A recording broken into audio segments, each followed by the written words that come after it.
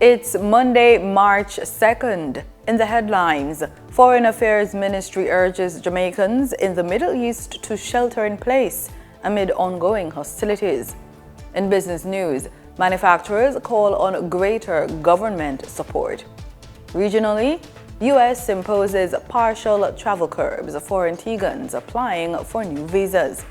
And in sports, Jamaica's young Reggae Boys beat St. Kitts and Nevis 8-0 in the CONCACAF Under-20 qualifiers match.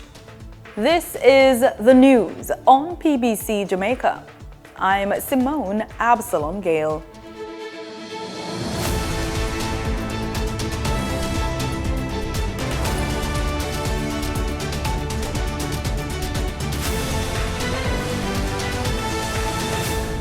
The Ministry of Foreign Affairs and Foreign Trade of Jamaica is monitoring military hostilities in the Middle East at this time.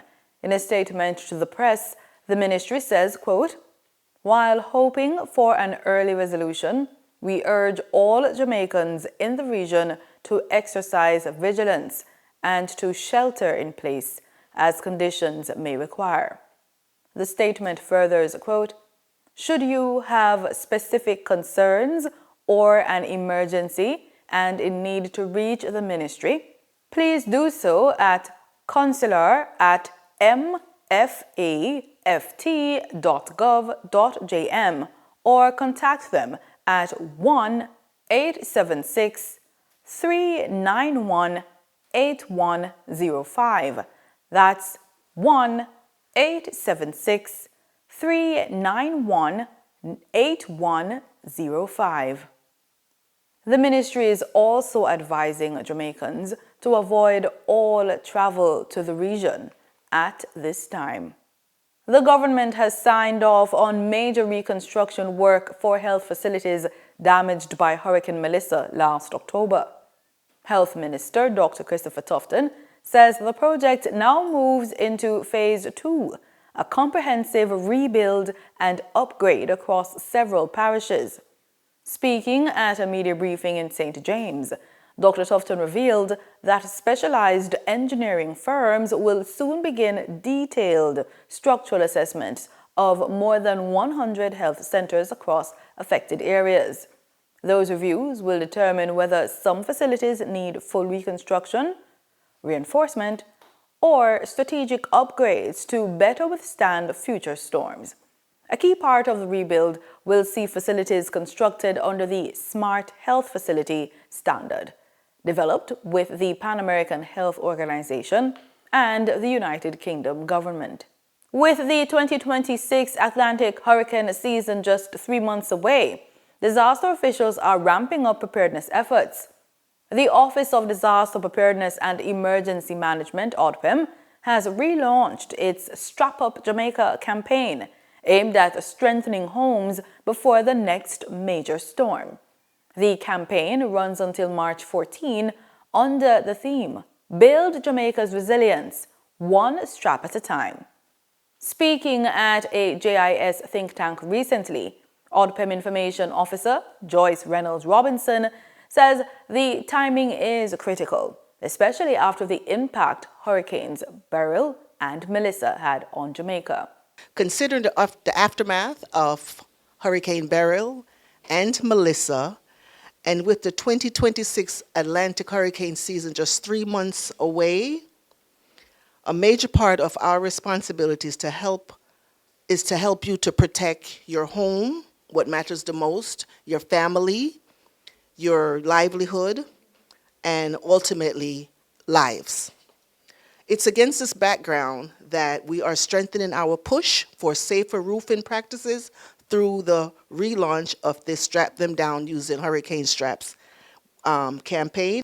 Officials say hurricane straps are simple but a proven way to reduce roof damage during strong winds by securing roofs to wall plates. They have been proven and tested to significantly reduce roof failure during strong winds. So as we continue to promote building back better and stronger, ODPEM encourages homeowners, builders, and contractors to secure your roof by using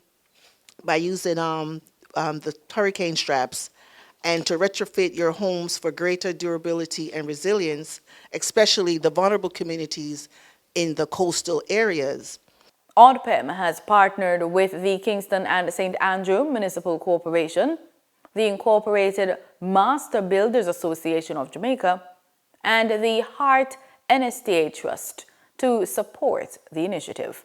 Jamaica is being warned it faces a perfect storm of demographic decline with a shrinking and aging population driven by multiple factors. The caution came from population expert Dr. Jose Miguel Guzman during the Planning Institute of Jamaica's Dialogue for Development lecture. But while the trends are concerning, he says they also present an opportunity for the country to adapt and plan strategically for the future. Jamaica is at a historic turning point, with population experts warning that the country is now facing what's being called a perfect storm of demographic decline. Speaking at the Planning Institute of Jamaica's Dialogue for Development lecture, Dr. Jose Miguel Guzman outlined the dramatic shifts now underway. What we have now is what I call the perfect storm of demographic decline. Low life expectancy, high immigration, very low birth rate. He says Jamaica's birth rate has fallen sharply, with just over 25,900 births recorded in 2024, down from 35,000 in 2018, a one-third reduction in 5 years. So we have in 5 years a reduction in Jamaica of 1/3 of the number of births. This is something that we need to look at. If we think that every birth means a pregnancy, just look at that. We are having a 33% less of women going to the hospital for delivery. At the same time, fertility has dropped below replacement level, migration remains negative, and life expectancy has stagnated for decades. What's happening today with Jamaica? This is a question that we need to be able to answer. Because if this is true, then it's a national crisis.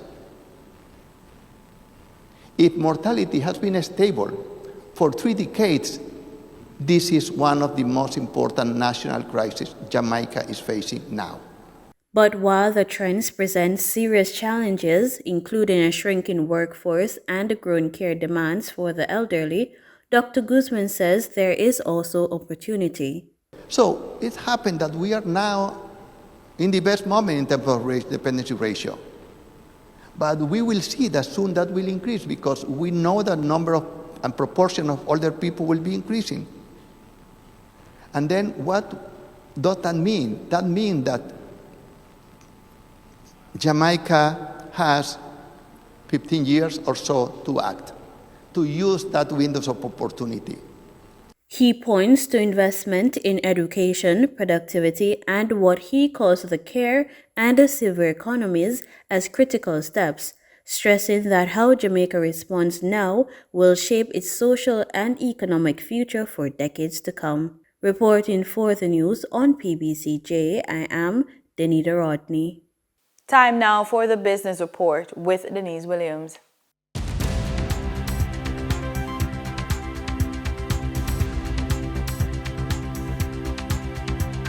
Welcome to today's business report. I'm Denise Williams, bringing you the developments shaping markets, capital access, and business decision making across Jamaica and the region. Let's get into the stories that matter. The Airports Authority of Jamaica is projecting an operational deficit of $3.7 billion at the end of the next fiscal year, a sharp reversal from the $1.97 billion surplus recorded this year. The authority says the downturn is largely due to fees associated with the sale of future revenues from Sangster International Airport.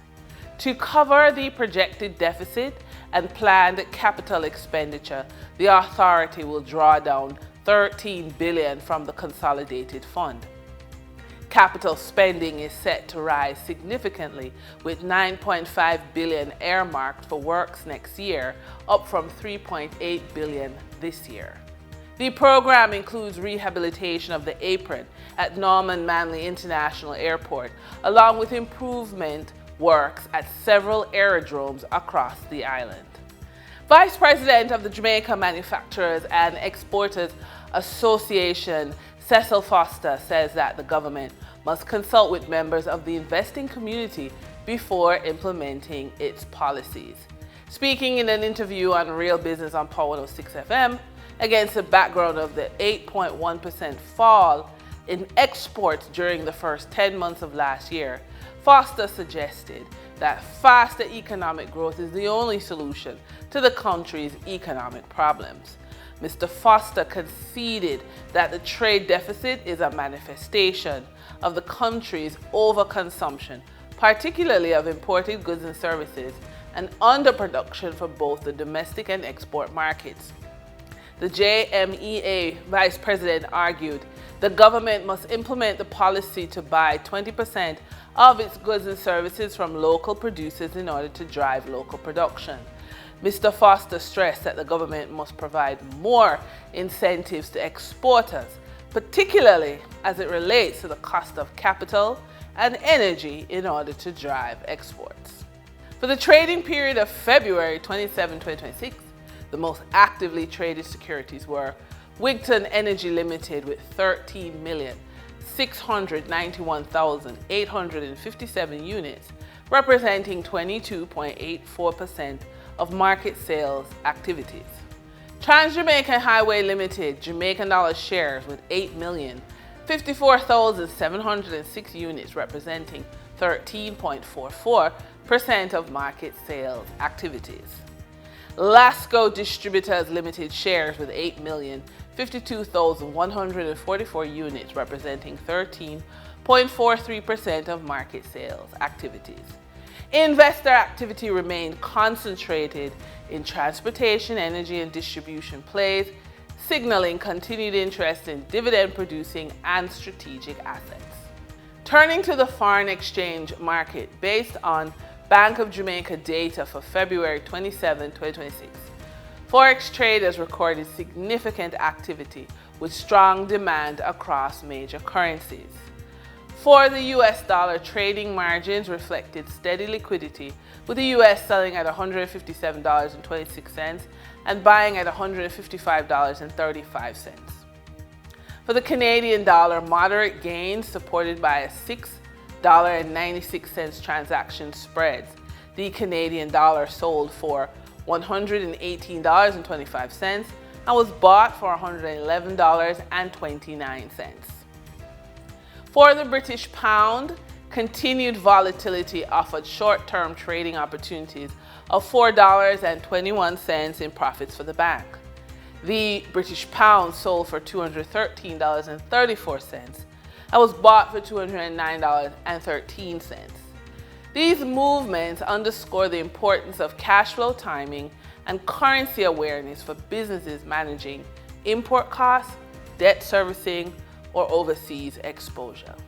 For our credit report tip of the day, money conversations between couples can be uncomfortable, but they are often the most revealing conversation a couple in love can have. One of the most practical tools to guide those conversations is something many people only think about when applying for a loan: the credit report. When used intentionally, a credit report can help couples understand how they handle finances today, clarify their financial direction, and navigate different spending habits without conflict. For our funded and focused feature, many business owners are signing up for multiple AI tools, but not seeing real results from the money they spend on monthly subscriptions.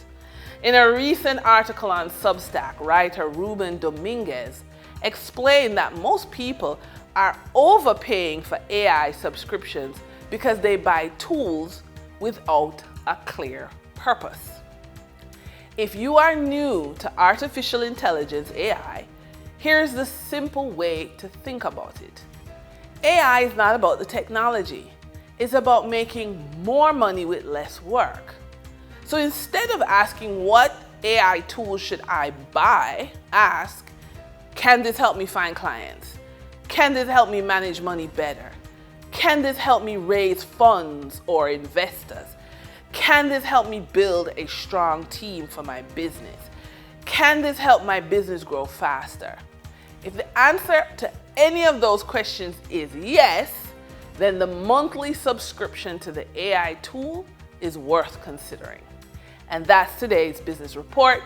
I'm Denise Williams, bringing clarity to capital markets and strategy.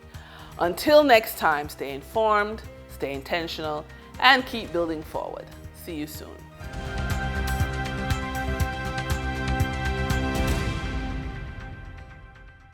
In regional news, the United States has tightened visa rules for nationals of Antigua and Barbuda and Dominica, applying for non-immigrant visas. Under revised measures from the United States Department of State, some categories that once carried 10-year multiple entry visas will now be limited to single entry visas, valid for 3 months, and may require a refundable bond. Current visa holders are not affected. ABS News has reactions from Prime Minister Gaston Brown. Garfield Burford reports. Prime Minister Honorable Gaston Brown clearing the air amidst some misunderstanding on Friday. It does not affect existing visas, and it is applicable only to the new visas that may be issued during the period of the proclamation. So what the State Department has indicated is that the exception, which will have to be in the national interest, if a visa is extended during that period, they call them national interest exemptions, then such a visa will be issued as a single entry for a maximum of 3 months. It applies to Antigua and Barbuda and Dominica within Caricom, because we're the 2 countries within Caricom that currently have those restrictions. This is the implementation of the U.S.'s partial travel ban on non-immigrant visas announced in a proclamation by President Donald Trump in December last year. New B1, B2 visitor visas, the category used for business and tourism travel, are among those affected. The revised schedule affects new visa applications for I-visas for foreign media workers heading to the U.S. on assignment, along with J1 and J2 visas tied to approved exchange programs. They only relate to new applications and those renewing their visas under the various categories of U.S. visas affected. This means if you already have a valid U.S. visa granted before December 31, 2025, this does not apply to you. The requirement for a refundable bond is also applied for new applicants for these visas. The bond is determined on a case-by-case basis and communicated directly to the applicant. Individuals renewing an existing visa will also be subject to additional conditions after approval of a national interest exception. For new student visas, once admitted, the visa remains valid for the duration of studies, provided the student qualifies under a national interest exception and does not exit the U.S. If the student exits the U.S. before their studies are completed, they would need to reapply to enter. Prime Minister Honorable Gaston Brown also has advice for individuals seeking to apply for U.S. visas in the short term. We do not encourage our people to apply for visas at this time, because the restriction is still in place. It expires, I think, somewhere towards the end of May. And until such time, we will suggest that our people, refrain from applying unless it's absolutely urgent. If, for example, someone is critically ill and, it's in the public interest to have that person treated in the United States, maybe Foreign Affairs could write to Bridgetown, and they in turn can seek an exemption under the national interest. For athletes and other sporting figures, the Prime Minister says, sportsmen and so on, they would still have the right to move or to get a visa so they can travel even in transit the United States, so they can go to various functions. Chair of Caricom and Prime Minister of St. Kitts and Nevis, Dr. Terence Drew, is dismissing suggestions of division within the regional bloc as leaders conclude their 58th Heads of Government meeting. His comments come ahead of the planned talks between the presidents of Guyana and Trinidad and Tobago with Donald Trump in Miami. Dr. Drew says Caricom remains united and has agreed in principle to form a 3-member team to begin discussions with the United States officials on a new cooperation framework. With Guyana's President Ifan Ali and the Trinidadian Prime Minister Kamla Persad-Bissessar expected to meet U.S. President Donald Trump in Miami on March 7th, Chairman of the 50th Caricom Heads of Government meeting, Terence Drew, is dismissing any suggestion of division within the regional bloc. Dr. Drew maintained that Caricom is not experiencing fragmentation among its members, despite differences of opinion expressed by some leaders. His comments came as heads of government concluded the meeting on Friday. Trinidad and Tobago or any other country being invited to a meeting does not fragment Caricom at all. As was mentioned before, the fact that different persons within Caricom or different states within Caricom can have relationships that span the whole spectrum of relationships in terms of country to country and so forth. That can actually enrich Caricom, but it does not fracture Caricom. There is no instance or evidence that this is fracturing Caricom. Are there some differences? Yes, but fracturing, I think, is a very, very strong word at this particular time. Amid public speculation about the state of relations between the United States and Caricom, Dr. Drew revealed that the regional body is in the initial stage of organizing a formal sit-down with U.S. officials, aimed at addressing outstanding issues impacting the Caribbean. It was discussed with the Secretary of State. He and I co-hosted the meeting. And we are now in the initial stages of setting this up. We have agreed in principle with respect to it. Caricom would put together a team of 3 who would then be the team to sit with the team from the United States of America to really flesh out what this framework would look like. So as the statement would have said, this will be a significant, I would say, this is significant in terms of creating that framework to move forward at this particular time to ensure that that strong relationship that exists between the United States and Caricom continues, but within a framework that would redound to the benefit of both countries. And so the details of that will come after that meeting would have had, and that planning is had as well. Caricom is expected to be represented by a 3-member delegation, according to the Prime Minister of St. Kitts and Nevis, who noted that further details will be provided in due course. You spoke about the 3-member team to deal with the cooperation framework that we're talking about with the United States of America. We have not fully determined who the members of the team are, even though some discussions would have been had,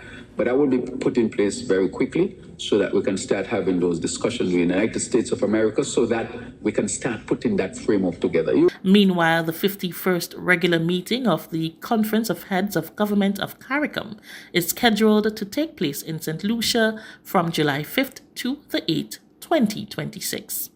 Rena Pierre Thomas, GBN News. Minister in the Office of the Prime Minister, Nicholas Morris, says issues raised by Prime Minister Kamla Persad-Bissessar at the 50th regular meeting of Caricom were both timely and necessary.